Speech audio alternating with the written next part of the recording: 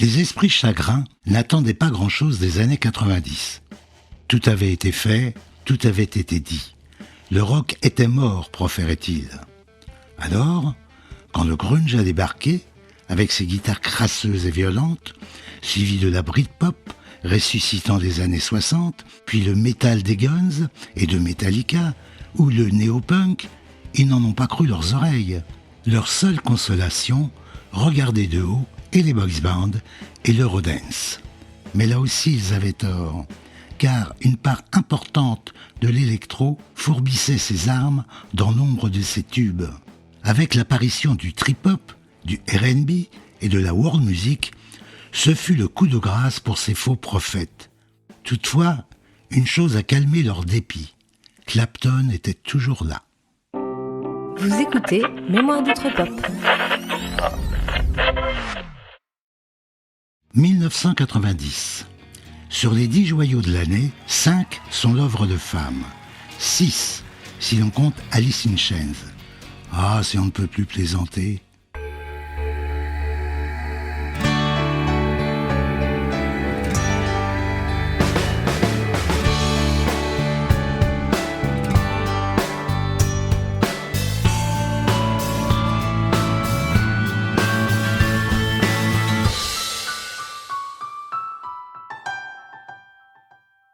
You Can't Touch This, MC Hammer, 1990. D'un titre de la Motown, interprété par Rick James en 1981, MC Hammer reprend le gimmick, la ligne mélodique, et les transforme pour une métamorphose hip-hop. Avec un texte de son cru, au service d'un rap festif dont le succès dépasse largement les publics du genre. Les ayatollahs du purisme lui reprocheront d'avoir pactisé avec la pop musique. Pour être un novateur, du hip-hop ou pas, mieux vaut s'affranchir des limites. You can't touch this. You can't touch this. You can't touch this. You can't touch this. My music hits me so hard, makes me say, oh my Lord, thank you for blessing me. What am I to rhyme and too hype me? It feels good when you know you're down. A super dope homeboy from the Oak Town, and I'm known as such. And this is a beat you can't touch. I told you, homeboy, you can't touch this. Yeah, that's how we living, and you know you can't touch this. Look in my eyes, man, you can't touch this. Yo, let me bust the funky lyrics. Fresh new kicks and bands, you got it like that. Now you know you wanna dance, so move out of your seat and get a fire girl and catch this beat while it's rolling. Hold on, pump a little bit and let the noise go on like that, like that. Hold on a minute, just don't fall on back. Let them know that you're too much, and this is a beat they can't touch. Yo, I told you, you can't touch this. Why you standing there, man? You can't touch this. Yo, sound the bell, school is in, sucker. You can't touch this. Give me a song, a rhythm, making them sweat. That's what I'm giving them now. They know, you talk about the hammer, you're talking about a show that's hyped and tight. Singles are sweating so fast, them a white or a tape. To learn what it's gonna take in the 90s to burn the charts. Legit, either work hard or you might as well quit. That's word, because you know you can't touch this. You can't touch this. Break it down.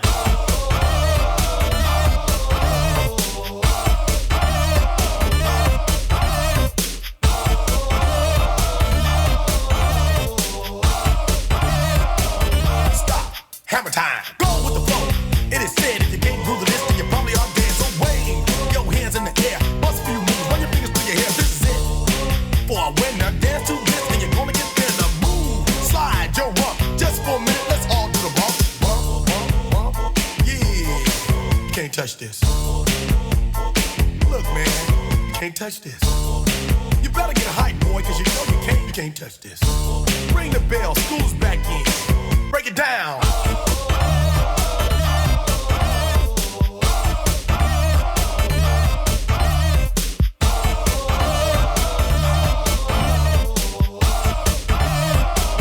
Stop. Hammer time.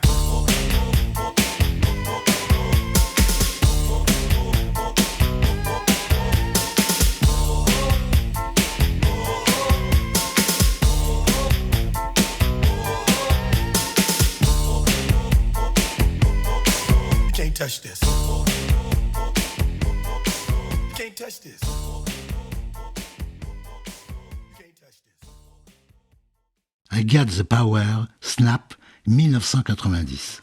Snap est un duo allemand pratiquant l'électro et le rap dont le premier album renfermait I Got the Power, tube intemporel.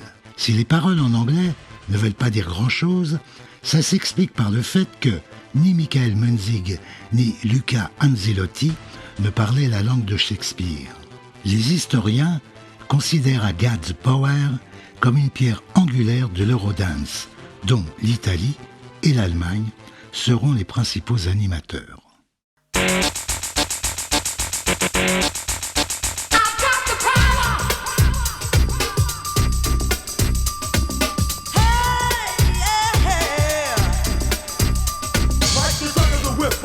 Attack, front to back, in this thing called rap. Nigga like a double rhyme double on a heavenly level. Bang the bass, turn up the treble. Radical mind day and night all the time. 714, wise, divine, maniac, radiac, winning the game. I'm the lyrical Jesse James.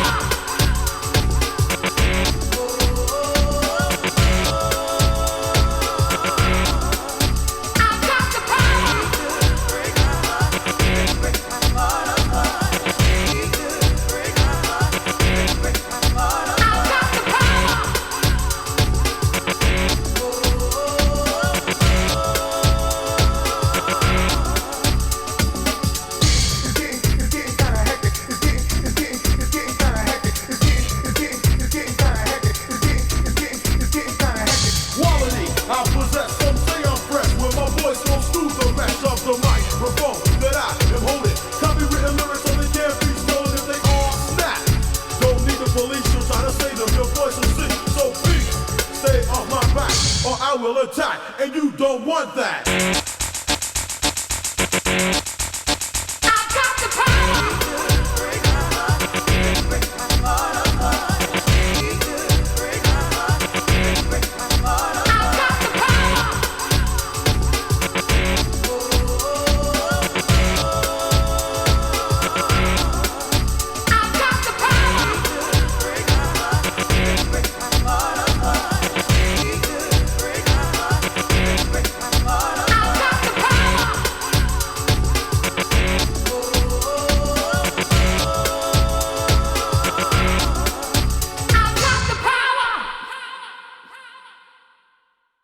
Nothing Compared to You, Sinéad O'Connor, 1990.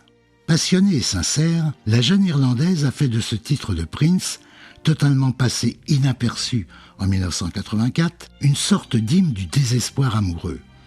Un grand moment dans l'histoire de la musique populaire pour la presse musicale planétaire unanime. Sinéad, qui jurait comme un charretier dublinois, racontait que, quand elle a rencontré Prince, quelque temps plus tard, celui-ci lui a surtout reproché de s'exprimer vulgairement dans ses interviews. De sorte qu'au bout de 5 minutes, ils en sont venus aux mains et aux orions. C'est Sinéad qui a gagné par jet de l'éponge au 3e bourre-pif. Quand on connaissait le caractère impétueux de la demoiselle, rien d'étonnant.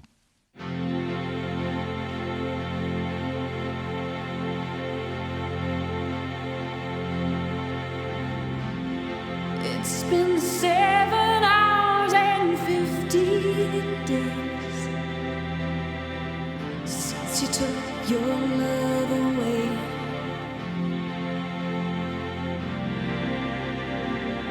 I go out every night and sleep on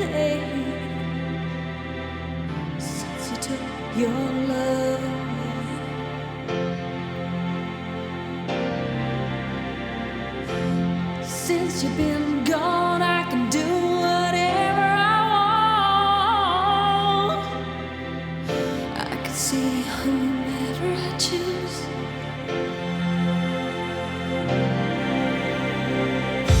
I can eat my dinner in a fancy restaurant, but nothing, I said nothing can take away these blues, 'cause nothing compares to you.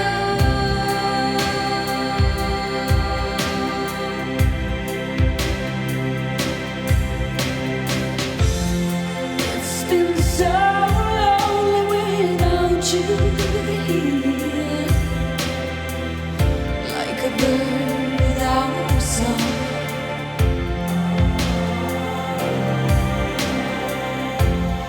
Nothing can stop these lonely tears from falling. Tell me, baby,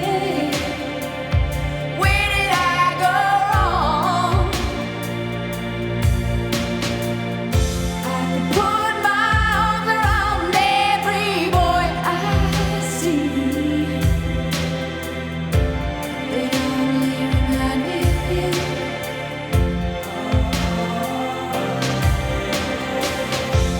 I went to the doctor and guess what he told me?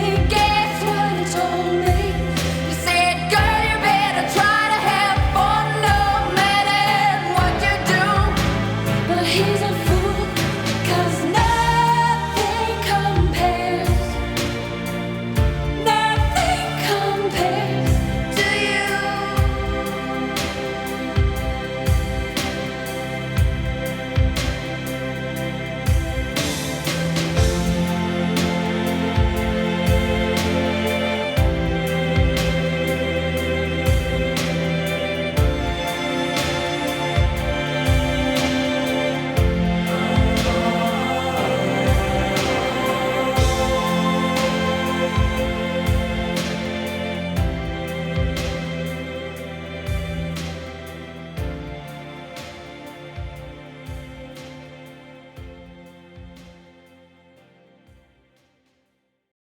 Done in It, Nine Inch Nails, 1990.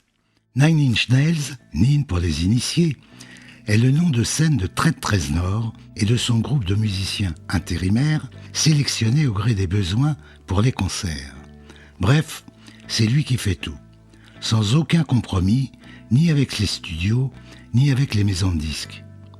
Il est aussi producteur, notamment pour Marilyn Manson qui l'a cornaqué. Pianiste brillant, il a commencé sa carrière comme concierge d'un studio où, la nuit, il réalisait des maquettes et forgeait un style qui tient du métal indus et de la pop, de l'électro et du rock. Ses textes s'inspirant de Bowie, son idole.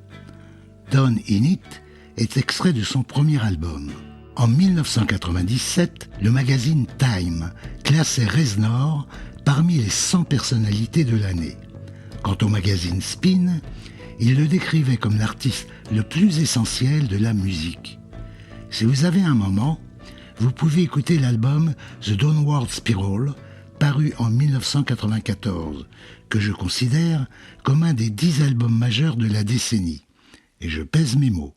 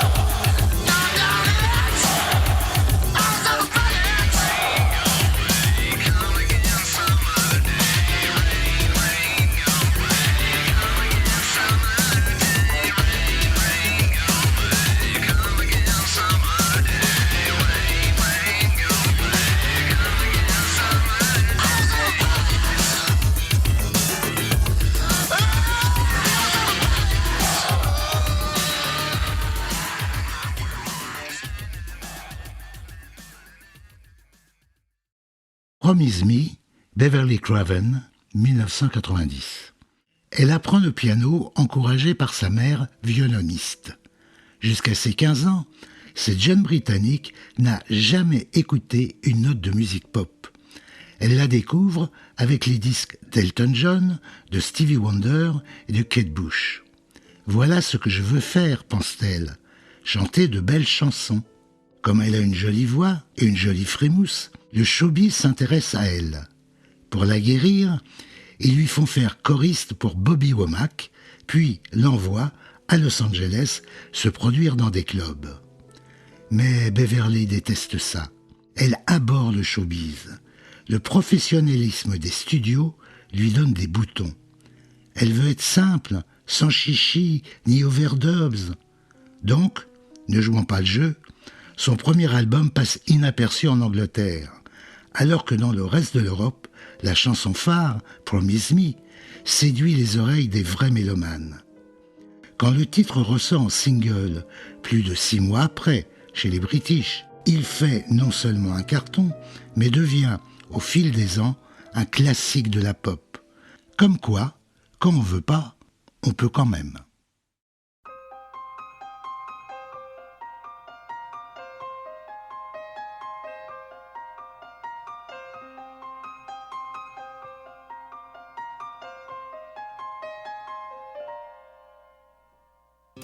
You light up another cigarette and I pour the wine.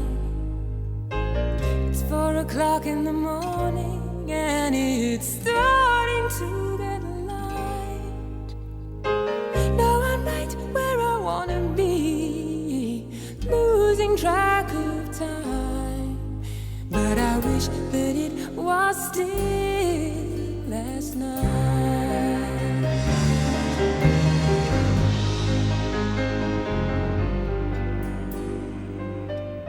You look like you're in another world, but I can read your mind. How can you be so far away, lying by my side? When I go away, I'll miss you, and I will be thinking of you every night and day. Just promise me you'll wait for me. I'll be saving all my love for you, and I will be home soon. Promise me you'll wait for me. I need to know you feel the same way too. And I'll be home soon.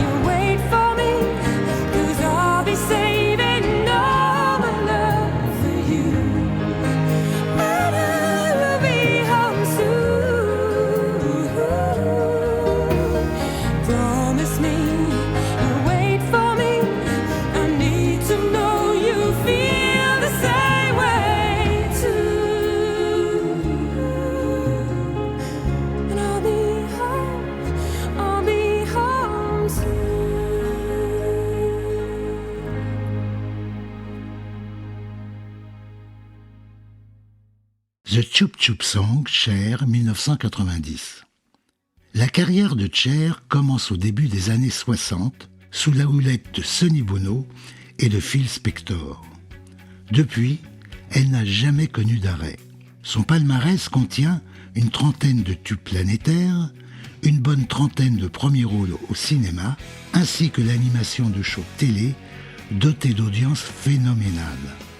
Sans oublier sa plastique corporelle avantageuse qui a déchaîné toutes les ligues morales américaines.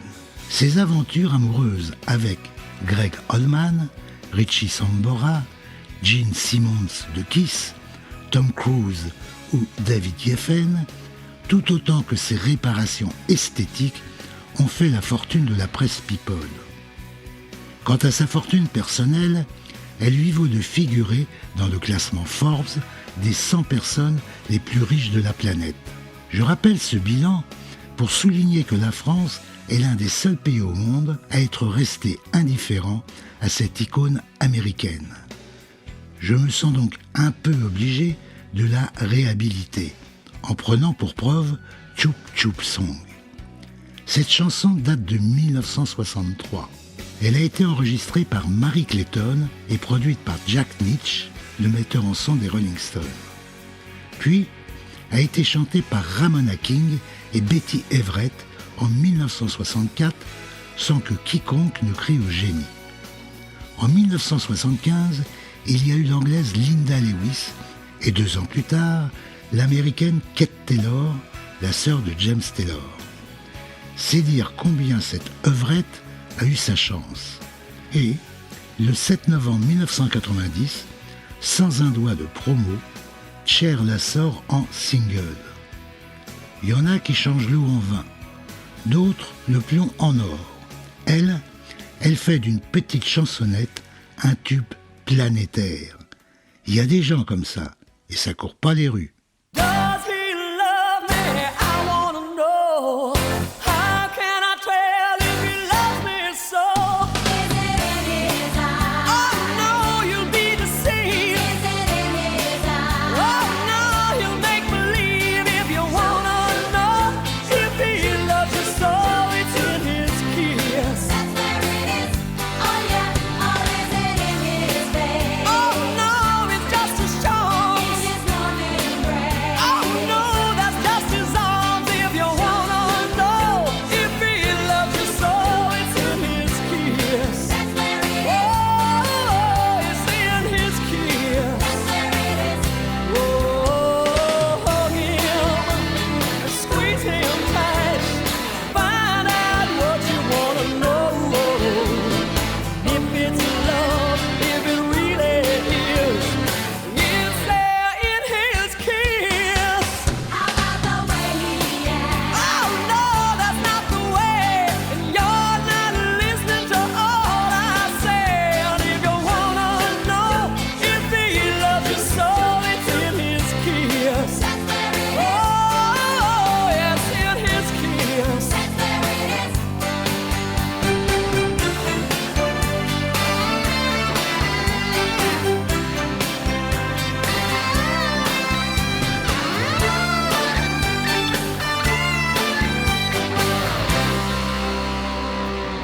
Oh, hug him and squeeze him tight. Find out what you wanna know. If it's love, if it really is, it's there in his kiss. How about the way he acts? Oh no, that's not the way, and you're not listening to all I say. And if you wanna know if he loves you so, it's in his kiss. That's where it is. Oh, it's in his kiss. That's where it is. Oh yeah, it's in his kiss. Ooh, it's in his kiss. That's where it is. It's in his kiss. That's where it is. Ooh, it is his kiss. Step by Step, New Kid on the Block, 1990. 5 physiques avantageux, exécutant des chorégraphies de garçons coiffeurs et sans aucun don musical, voilà ce que recherchait Maurice Starr, un producteur de Boston. Il pensait qu'un groupe, en préfabriqué, satisferait un public d'ados sans goût et au QI limité. Un projet moralement méprisable, mais commercialement intelligent, puisqu'en plus des droits d'auteur et d'édition, le tout au nom de Maurice Starr, il pourrait fourguer aux idolâtres des poupées, des cartes à collectionner, des fringues, des bonbons, des autocollants, des BD. C'est ainsi que la pop musique aborda le néant au début des années 90. Le plus extraordinaire, c'est qu'ensuite, on parvint à descendre encore plus bas. Dans ce domaine, hélas, des nouveaux gamins du quartier, la France fut un élève modèle et assidu. Step by step, ooh baby, gonna get to you, girl. Step by step.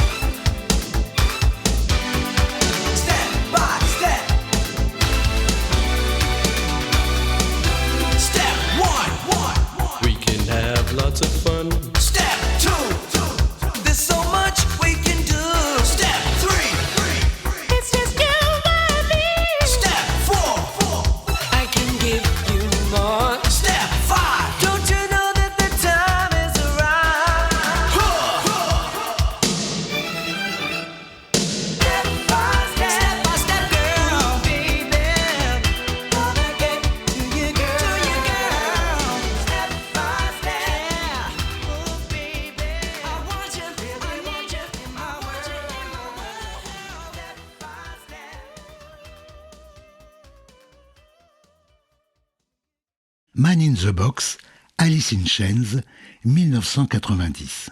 Au début des années 90, les majors, ces grosses maisons de disques, tendent l'oreille vers Seattle. Il semble que c'est là qu'éclot une nouvelle musique. Un rock lourd comme du heavy, sombre et pessimiste comme du punk, et mélodique comme de la pop. Pur grunge, pur noise, pur shit, mais pur. Sans une once de théâtralité et de professionnalisme, même en studio, où officient des quasi-néophytes aussi allumés que les musiciens qu'ils enregistrent. La génération X a trouvé sa musique. Alice in Chains mené par le chanteur Layne Staley et le guitariste Jerry Cantrell, joue comme il respire, pondant des textes au premier degré, des sons surdosés d'effets et transformant la scène en exutoire existentiel. Leur premier album aurait pu ne pas exister. La veille de l'enregistrement, le studio est fermé par la police où elle a saisi plusieurs tonnes de cannabis. Dans le second studio, le batteur se casse l'humérus et jouera toutes ses parties avec des kilos de glace sur le bras. L'album Facelift, qui contient Man in the Box, sort le 20 août 1990. Le 30 du même mois, ils sont 42e au Billboard. Le 1er septembre, tout le showbiz new-yorkais réserve des avions pour Seattle, le nouvel Eldorado.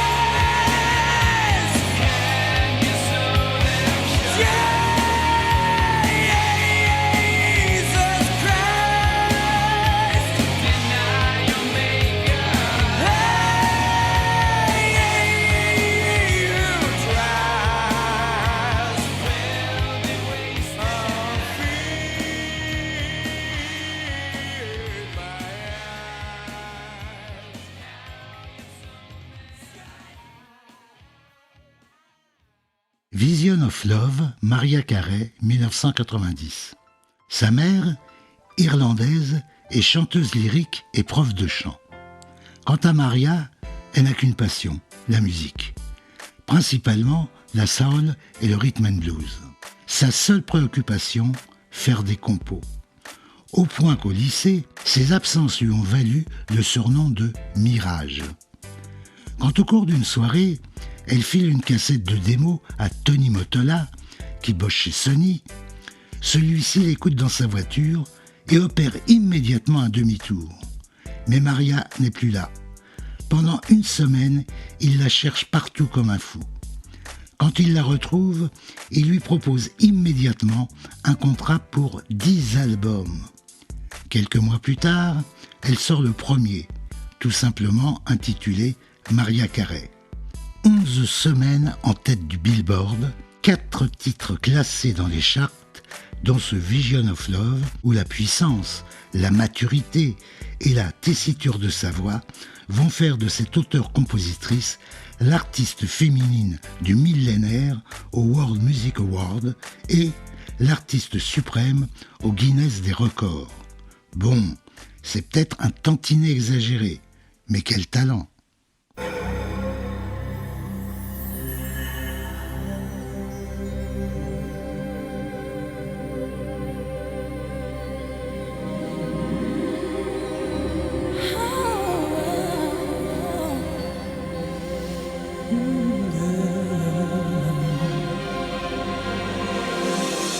Treated me kind, sweet destiny, carried me through desperation to the one that was waiting for me.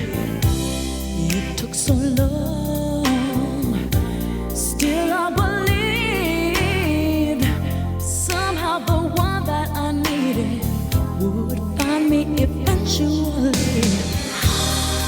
Had a vision of love, and it was all that you've given to me.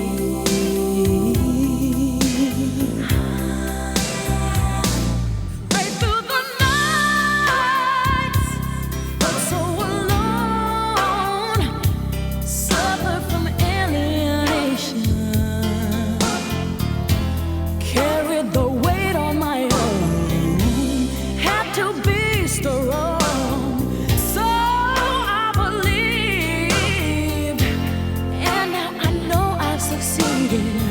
In finding a place I conceived, I had a vision of love, and it was all that you've given to me. I had a vision of love, and it was all that you've given me. I realized a dream, and that vision was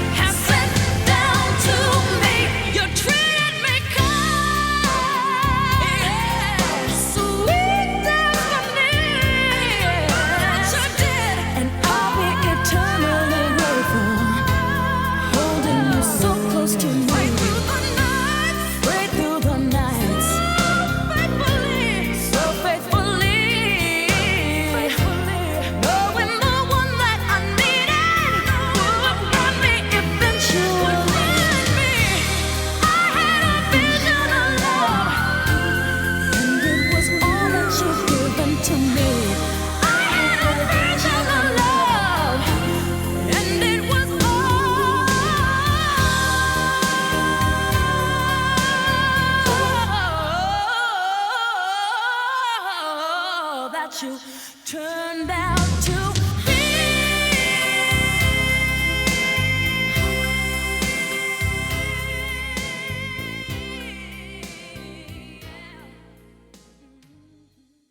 Groove is in the Heart, Delight, 1990. Voilà un groupe américain new-yorkais méconnu. Un trio en fait, largement snobé par la jante de l'électropop, alors que les mini-samples de Gigi Mitri se fondent parfaitement dans une orchestration recherchée mais efficace. Que la voix puissante et riche en modulation de Lady Keir prouve qu'elle est une véritable interprète qui n'a jamais chanté une seule fois en playback. En outre, ses textes ont du sens. Quant à Towate, c'est un DJ de première bourre. Mais peut-être que ce tube, Groove is in the Heart, auquel participent deux figures du funk, Maceo Parker et Bootsy Collins, figurant dans leur premier album, les a disqualifiés auprès des zélotes de l'alternatif non commercial. Groupe précurseur en matière de protection de l'environnement, dans ses paroles, leur nom signifie « déchets électroniques légers à trier ». En 1990, je vous l'assure, la vision écolo était avant-gardiste, comme leur musique. We're going to dance. We're going to dance. We're going to dance and have some fun.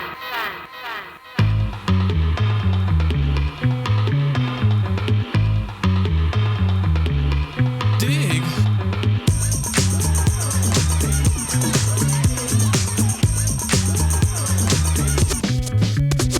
The chills that you spill up my back keep me filled with satisfaction when we're done. Satisfaction of what's to come.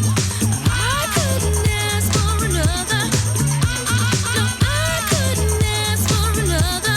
Oh, that's right. Your groove, I do deeply dig. No walls, only the bridge. My supper dish, my succotash wish.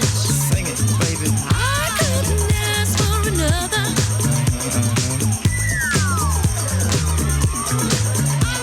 No, I couldn't ask for another.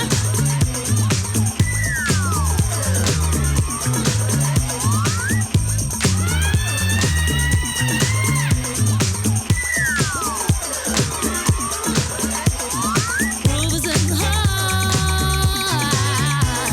Groove is in the heart. Groove is in the heart. That's the mama. Groove is in the heart.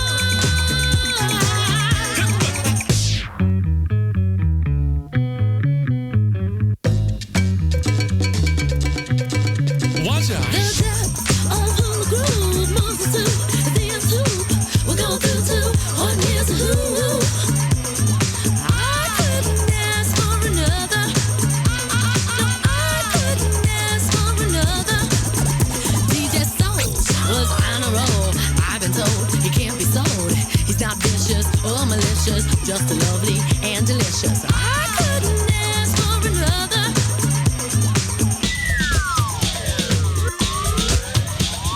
Something lurks in this torso. Heart got a deal you wanna know. Delightful, truly delightful. Making it, doing it, especially at a show. Feeling kinda high like a Hendrix haze. Music makes motion moves like a maze. All inside of me, heart especially. Hilt of the rhythm, where I wanna be. Come on, flowing, glowing with electric eyes. You dip to the dive, baby, you'll realize. Baby, you'll see the funk inside of me. Baby, you'll see that rhythm is the key. Get with it, can't think, quit it. Stomp on the stoop when I hear funk blue. Playing pop pipe, follow her to shoot. Baby, just sing about the groove. Sing it. Groove is in the heart. Groove is in the heart. Groove is in the heart. Groove is in the heart.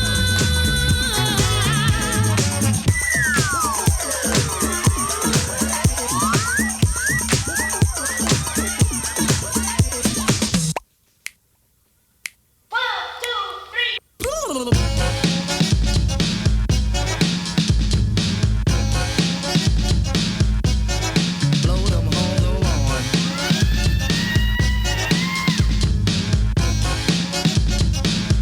Groove is in the heart.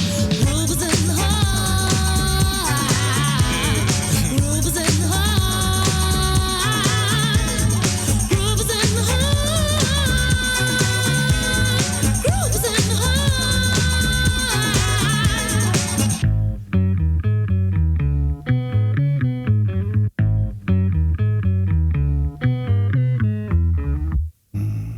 Bonus Tracks 1990. Just the Way It Is, Baby, Enregistré dans le home studio des Rembrandt, un duo originaire de Los Angeles est sorti en 1990. Dans l'indifférence totale. 5 ans plus tard, les deux compères signent le générique de la série Friends. Mais qui c'est ces gars-là ? S'interrogent les fans de Jennifer Aniston et Matt LeBlanc. Alors, enfin, le monde découvre ce petit bijou pop aux voix finement ciselées avec son délicieux solo claptonien au beau milieu.